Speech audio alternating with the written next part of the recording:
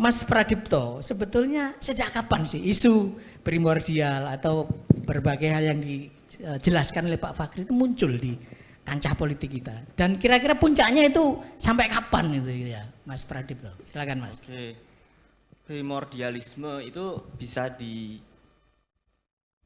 juga sebagai etnosentrisme gitu ya. Jadi itu terkait dengan sifat dari nasionalisme Indonesia gitu ya. Dan kebetulan saya juga tesis saya kan mengkaji mengenai asal mula nasionalisme Indonesia yang dari dua sisi gitu ya. Dari pertama nasionalisme Indis yang digali oleh orang-orang keturunan Indo gitu ya, pengalaman orang-orang keturunan campuran seperti Doosdekker dan sebagainya yang kemudian itu masuk ke Indische Partai, dan nasionalis kebangkitan kembali apa namanya istilahnya revivalisme budaya Jawa yang muncul sekitar pada awal-awal kesadaran nasional ya, waktu itu Budi Utomo dan sebagainya. Nah itu jadi sebenarnya primordialisme itu sebenarnya tidak bisa dihindari karena memang awal dari nasionalisme kita juga merupakan semacam penggabungan dari etnonasionalisme yang berasal dari itu, terutama khususnya dari Jawa dan dari Melayu.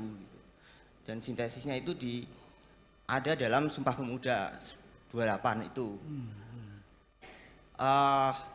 Tapi sebenarnya ada yang barangkali lebih serius, itu sebenarnya saya kira adalah primordialisme yang terkait dengan identitas kejawaan atau etnis dan agama gitu ya.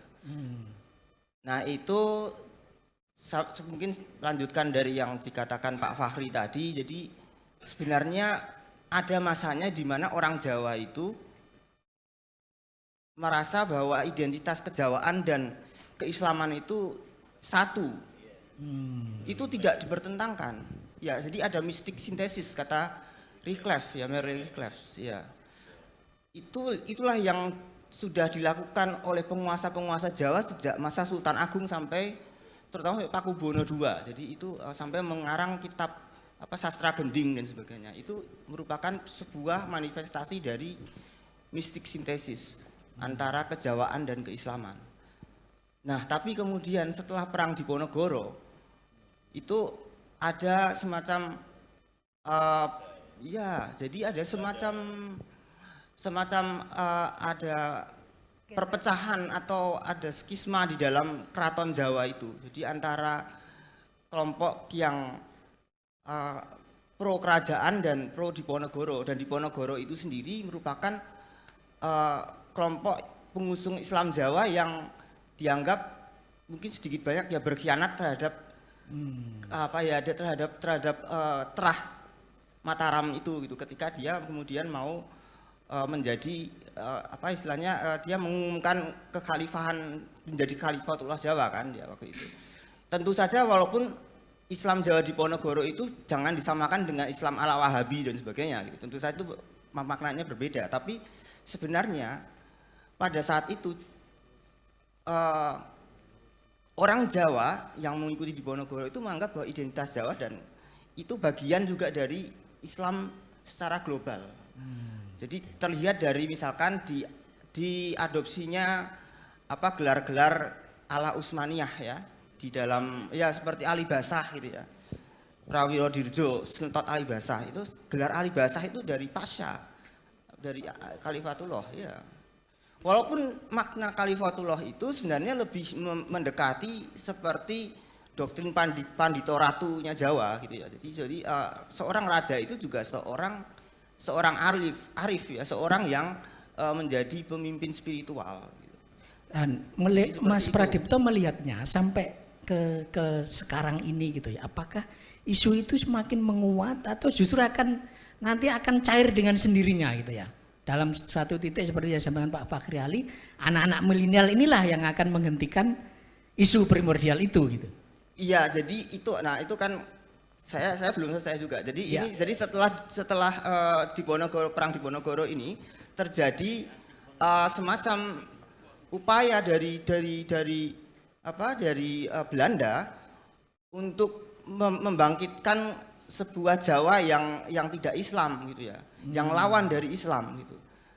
Sehingga di situ akhirnya kemudian terjadilah sebuah kesadaran Jawa baru yang melawan Islam, sehingga yang puncaknya itu adalah ada di tahun 1918 itu kan ada yang namanya geger penistaan agama pertama, yaitu salah satu koran itu memuat Dwijo Iswisworo atau itu yang salah satu koran di korannya milik Budi Utomo. Iya. Iya, itu memuat semacam penistaan agama atau melihat Nabi Muhammad sebagai sosok yang itu pemadat atau gitu seperti itu. Jadi akhirnya kemudian antara Sarekat Islam dan Budi Utomo itu ada terjadi clash, walaupun itu semacam insiden itu sebenarnya tidak berlangsung lama, tapi itu merupakan tanda dari perpecahan yang kemudian sampai sekarang masih bisa kita rasakan dampaknya.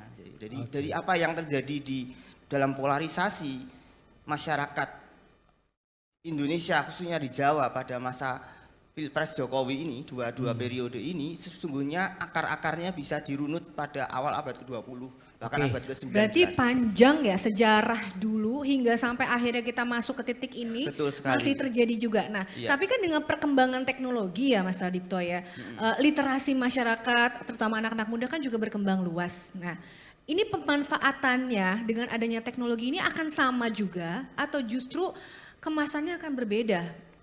Apa sama aja primordialismenya di masa sekarang? Iya, justru kalau saya kira dengan adanya media sosial dan sebagainya itu, karena media sosial itu saya kira bekerja dengan semacam algoritma gitu ya. Jadi orang cenderung dikelompok-kelompokkan gitu ya. Dia minatnya apa, kemudian ideologinya seperti apa, maka dihubung-hubungkan dengan orang yang sama gitu. Ada grup-grup juga seperti itu, maka cenderung agak sulit untuk melihat adanya perspektif yang berbeda.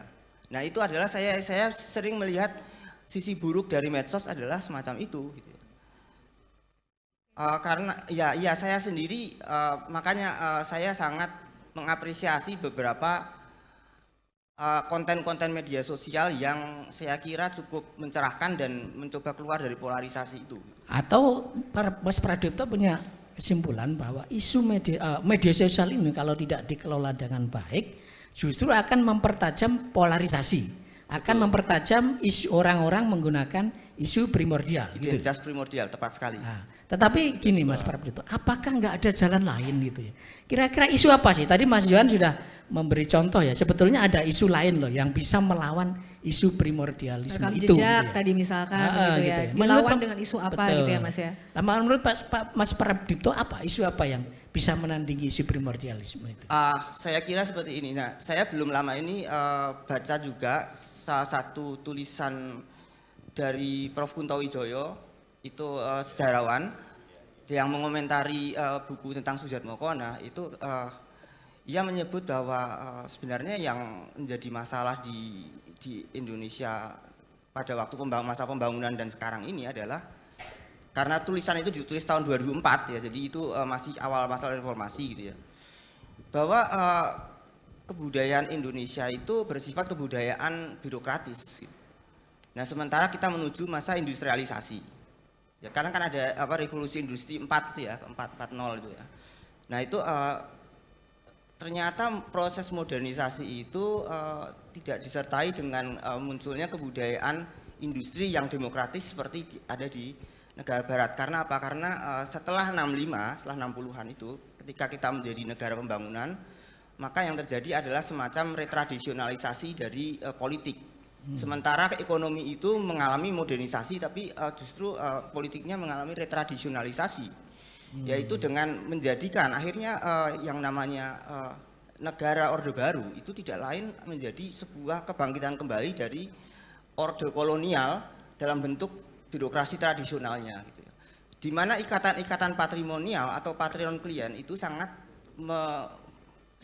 mewarnai political culture di Indonesia pada era setelah naiknya Soeharto dan hingga seterusnya. Tapi yang hanya saja itu peran dari kolonial itu digantikan oleh modal asing dan sebagainya. Dan kemudian Nah, Mas, itu yang akhirnya kemudian sekarang itu ada muncul neoliberalisme dan seterusnya. ini pertanyaan terakhir untuk Mas Prabdito ya. Iya. Benarkah sih isu ramalan Jayabaya itu bahwa suatu ketika ke Raja Satria Piningit yang akan memimpin Indonesia dan itu selalu dikaitkan dengan dari Jawa gitu, Satria Piningit. Benarkah sebetulnya isu itu akan terus menggelinding sampai sekarang itu Mas di era milenial dan digitalisasi?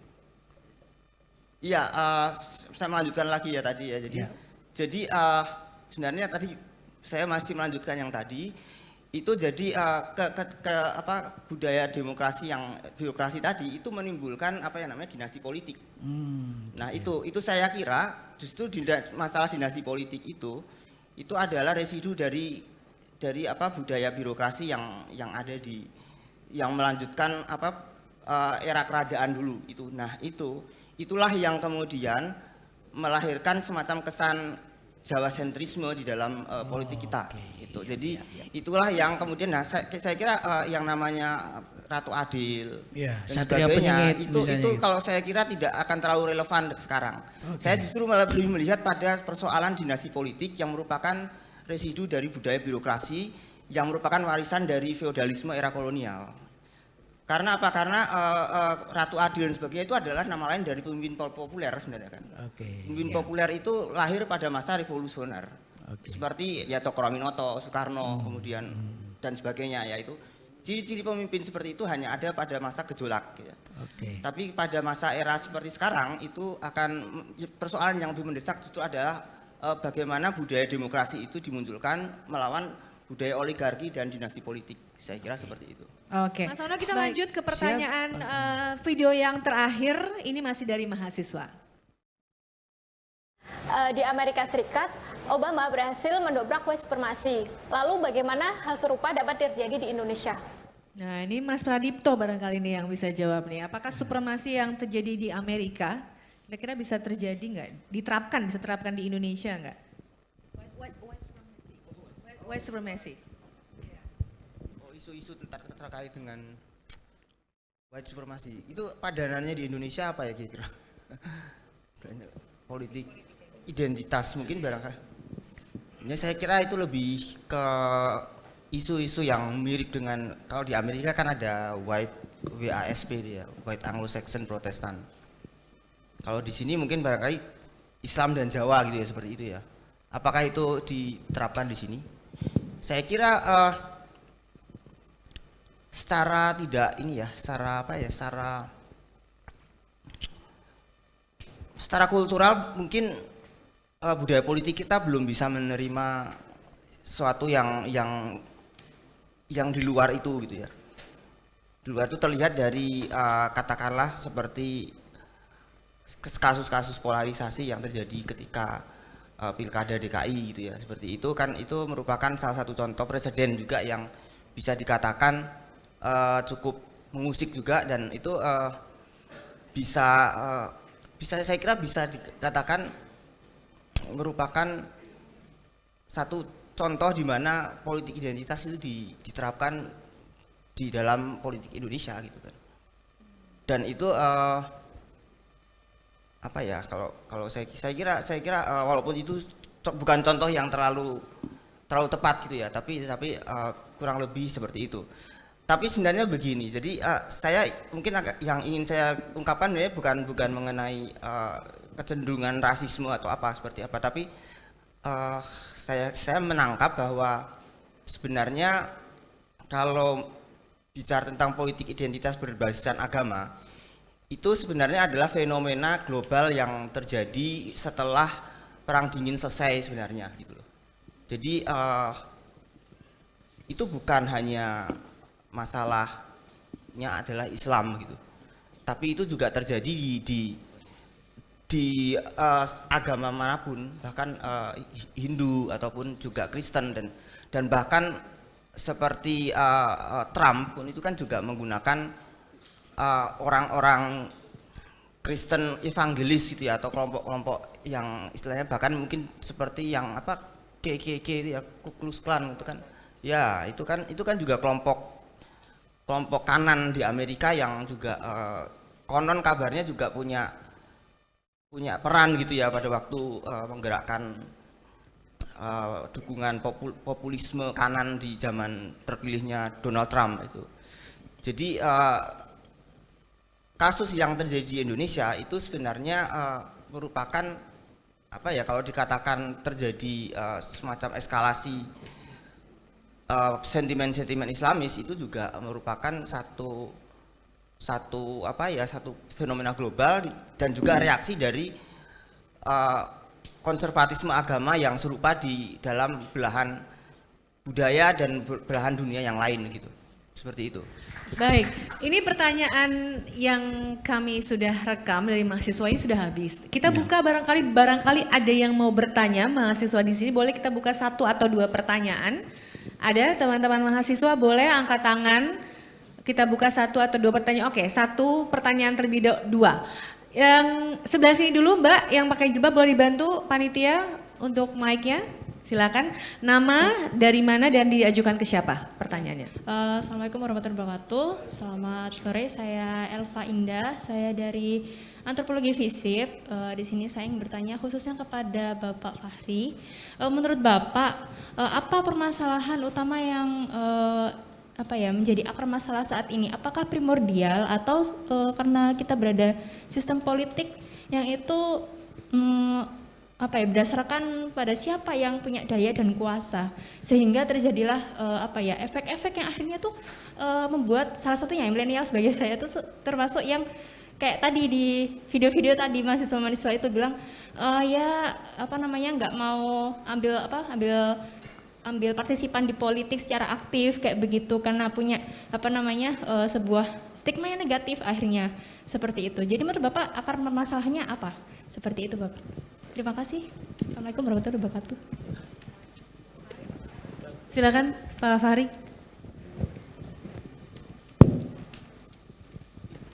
Ini mestinya yang jawab anak muda juga ini. Saya bisa jawab nanti ini dulu deh. Saya kasih ke ini aja. Pradipto.